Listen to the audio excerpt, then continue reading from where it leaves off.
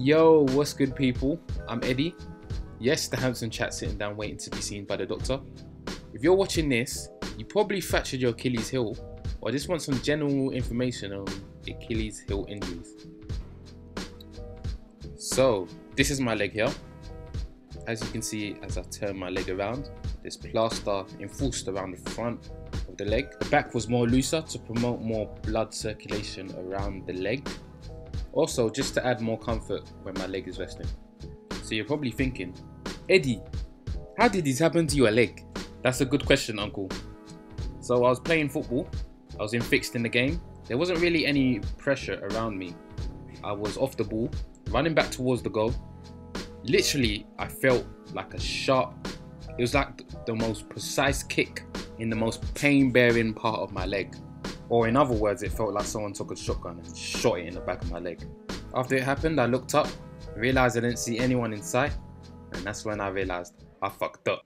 So, we'll bring you back in a week, we'll get the cast off in a week's time, and we'll transition you away from the cast into a boot, air cast boot with 3 heel raises. Cool, okay. And then every 2 weeks, we'll discharge you at that point, so after a week, to the physios, and they'll take care of you from there. Every 2 weeks, they'll take all these heel wedges. Cool. Okay. Sounds good. That's for you. Cheers, thank you. Just making it a bit more tidy, just taking out the top layer and putting it in on. Alright? What's up? Cheers. Thank you. What's up? What was you saying about screws? Yeah, he was saying about the screws in basically when I go into the boot, there's going to be screws. So like he said, every 2 weeks he's going to take out the screws in a different kind of direction. No, what it is it's wedges. Yeah. So what we'll do is when we put the boot on, in the heel, in the base, we put like these. I've got to show you. We put like these platforms in. These for your angle, it'll be about 3. So basically, when you put your foot in the boot, your ankle will still be in that position.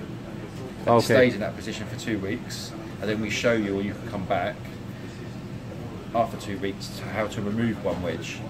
Or you come back and redo it. And then basically, the point is, every 2 weeks you remove a wedge until you've got no wedges left, and then at that point your foot should be straight. Go back to normal, floor, yeah. And that'd be the walking position. Cool, cool. Because otherwise, if you just went and walked on it, like after, flat, so your foot was flat after like 2 weeks or so, yeah, just your ligament will pop. Wow. And it happened all over again. Yeah, and then you'll definitely need surgery. Yeah. If you were in this situation, what would you go for, surgery or conservative? Conservative, because to be honest, healing-wise, doesn't make that much of a difference. Yeah. To be honest, and it doesn't knock that much off the process. Do you know what I mean? Before I put the plaster, I just want to put a little bit of padding around the top. Cool, cool. So is this going to make it much more tighter then? Yeah, the stuff I put on in a minute will. It basically it's like a plastic, like a resin. Yeah. So after I put it on in about 5 minutes, it'll be solid. You can have black or navy. Oh. It's like a coloured tape. Yeah. Okay, I'll go for the black. Yeah. It just means it don't get as dirty. Yeah. It makes it more stylish as well, right? Yeah. When you're up for long periods of time, you'll experience what you did. All the blood pressure will go into all the blood and circulation. Yeah. And it'll just feel really tight. Obviously, we don't want it continuing like that. Ideally, when it gets like that, then that's when you should say, like, okay, I've got to put my leg up.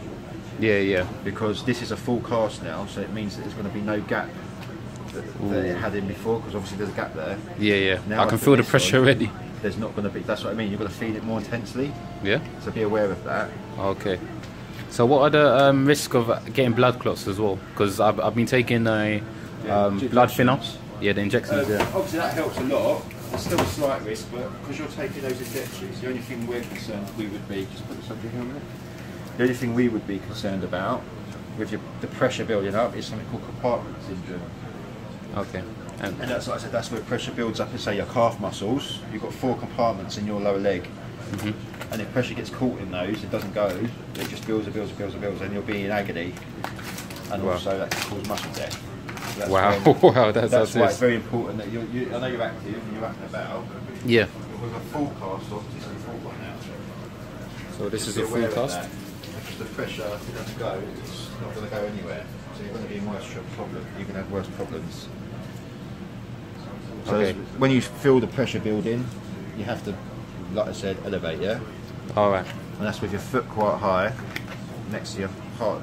Your toe should roughly be the same level as your heart. Okay, so I'm in St Thomas's Hospital Garden. It's quite nice here, nice view. There's even a nice view of Westminster Abbey. I'll probably show you a lot later. Basically, I spoke to the doctor. He gave me two options: the conservative route, which is natural healing, and either surgery. So I went for the conservative route, which is the natural healing.